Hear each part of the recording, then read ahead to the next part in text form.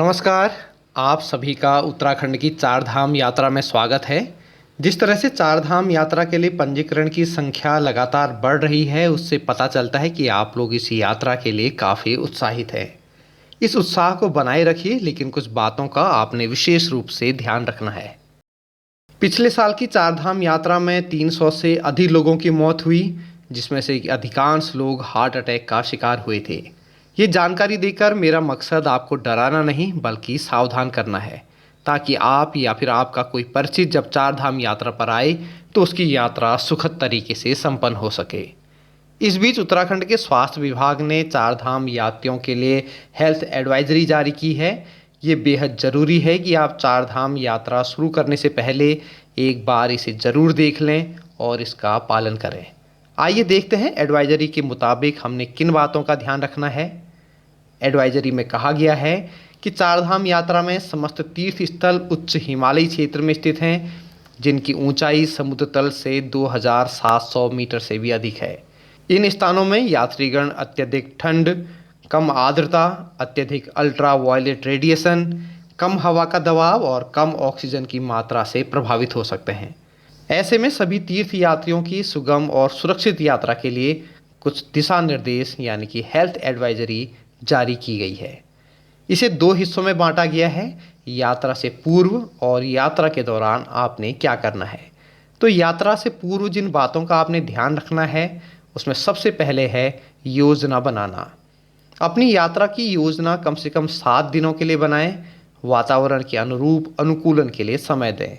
इसका मतलब है कि जब आप अपनी यात्रा मैदानी हिस्से से शुरू करते हैं तो वहाँ 40 से 42 डिग्री सेल्सियस का तापमान रहता है और आप अगले ही दिन पहुँच जाते हैं 5 से 10 डिग्री तापमान के इलाके में, और कई बार तो इससे भी कम तापमान हो जाता है। तो ऐसे में हमारा शरीर नई जलवायु के अनुकूल नहीं हो पाता। इसके लिए कहा जाता है कि आप अपनी यात्रा का शेड्यूल ऐसा बनाएं जिससे जलवायु अनुकूलन होता रहे। योजना बनाते समय इस बात का ध्यान रखें कि जहां पर ट्रैकिंग करनी है वहां हर 1 घंटे या कम से कम 2 घंटे में 5 से 10 मिनट का ब्रेक अवश्य लें। इस हिसाब से जब आप अपनी प्लानिंग करेंगे तो आपको एक आइडिया रहेगा कि यात्रा में आपने कहाँ रुकना है या फिर कितने समय में आप ट्रैक पूरा कर पाएंगे। चार धाम यात्रा में आपने केदारनाथ और यमुनोत्री के लिए पैदल सफ़र तय करना पड़ता है। यात्रा के लिए तैयारी करना। रोज़ाना 5 से 10 मिनट के लिए श्वास व्यायाम का अभ्यास करें। इसमें आप प्राणायाम को शामिल कर सकते हैं। दूसरा है रोज़ाना 20 से 30 मिनट अवश्य टहलें। यदि यात्री की आयु 55 वर्ष है या वह हृदय रोग, अस्थमा, उच्च रक्तचाप यानी कि हाई ब्लड प्रेशर या मधुमेह से ग्रस्त है तो यात्रा के लिए फिटनेस सुनिश्चित करने के लिए स्वास्थ्य जांच अवश्य कराएं। आप जहां पर भी रहते हैं वहां अपने डॉक्टर से चेकअप करा सकते हैं। तीसरा हिस्सा आता है पैकिंग का। अपनी सामान्य ज़रूरतों की चीज़ें तो आप पैक करेंगे ही, साथ में एडवाइजरी के मुताबिक गर्म कपड़े जैसे ऊनी स्वेटर, जैकेट, दस्ताने, मोजे, बारिश से बचाव के लिए रेनकोट, छाता, स्वास्थ्य जांच उपकरण जैसे कि पल्स ऑक्सीमीटर, थर्मामीटर रखना ना भूलें।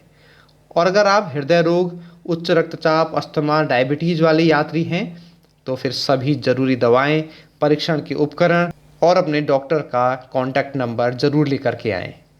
कृपया अपनी यात्रा से पहले मौसम रिपोर्ट की जांच करें और सुनिश्चित करें कि आपके पास ठंडे तापमान के लिए पर्याप्त गर्म कपड़े हैं या नहीं। एडवाइजरी में साफ कहा गया है कि अगर आपके डॉक्टर यात्रा न करने की सलाह दें तो कृपया यात्रा न करें। यात्रियों की सुविधा के लिए यात्रा मार्ग में चिकित्सा इकाइयों की व्यवस्था की गई है, उनका आप लाभ उठा सकते हैं। यात्रा मार्ग में आपको चिकित्सा राहत केंद्र, प्राथमिक स्वास्थ्य केंद्र, सामुदायिक स्वास्थ्य केंद्र या फिर जिला अस्पताल मिलेंगे। यदि आप या आपके परिवार के किसी भी सदस्य को सीने में दर्द, सांस की तकलीफ, बात करने में कठिनाई, लगातार खांसी, चक्कर आना, भटकाव यानी कि चलने में कठिनाई आपको हो रही है, उल्टी, बर्फीली ठंडी त्वचा का हो जाना, शरीर के एक तरफ कमजोरी या सुन्नता या फिर इससे मिलते जुलते कोई लक्षण महसूस हो रहे हों तो कृपया तुरंत निकटतम चिकित्सा इकाई पर पहुंचें, क्योंकि त्वरित जांच आपके जीवन को बचा सकती है। ध्यान रखिए, उच्च ऊंचाई यानी कि हाई अल्टीट्यूड गंभीर बीमारियों का कारण बन सकता है। 1 मिनट की सावधानी भी आपका जीवन बचा सकती है। यात्रा में जिनका विशेष रूप से ध्यान रखा जाना चाहिए उनमें हैं 55 वर्ष से अधिक आयु वाले यात्री, गर्भवती महिलाएं, हृदय रोग, उच्च रक्तचाप, अस्थमा और मधुमेह से पीड़ित यात्री, अधिक मोटापे से ग्रस्त व्यक्ति जिनका कि BMI 30 से भी ज़्यादा है, इनका विशेष रूप से ध्यान रखा जाना चाहिए। उत्तराखंड स्वास्थ्य विभाग ने अपनी एडवाइजरी में कहा है कि हम आपकी सेवा में उपलब्ध हैं। किसी भी असुविधा के मामले में हमारे स्वास्थ्य स्क्रीनिंग केंद्र अथवा चिकित्सा इकाइयों पर संपर्क करें और अपने स्वास्थ्य की जांच करवाएं। इसके अतिरिक्त कोई भी स्वास्थ्य संबंधी आपातकालीन घटना होने पर कृपया 104 हेल्पलाइन नंबर पर संपर्क करें। यात्रा के दौरान शराब, कैफीन युक्त ड्रिंक्स, नींद की गोलियां और शक्तिशाली दर्द निवारक दवाओं का सेवन न करें। धूम्रपान से भी बचें। यात्रा के दौरान कम से कम 2 लीटर तरल पदार्थ पिएं और भरपूर पौष्टिक आहार लें। तो आपने इन बातों का विशेष रूप से ध्यान रखना है और ये जानकारी अपने परिचितों के साथ शेयर भी करनी है। चारधाम यात्रा को लेकर किसी भी तरह की कोई दिक्कत हो, कोई असमंजस हो तो कमेंट बॉक्स में आपका स्वागत है। जल्द ही मिलेंगे किसी नए वीडियो के साथ। तब तक दीजिए इजाज़त। आपकी यात्रा शुभ व मंगलमय हो। नमस्कार। आप देख रहे हैं मन्नू की मोटर। चैनल को करें सब्सक्राइब।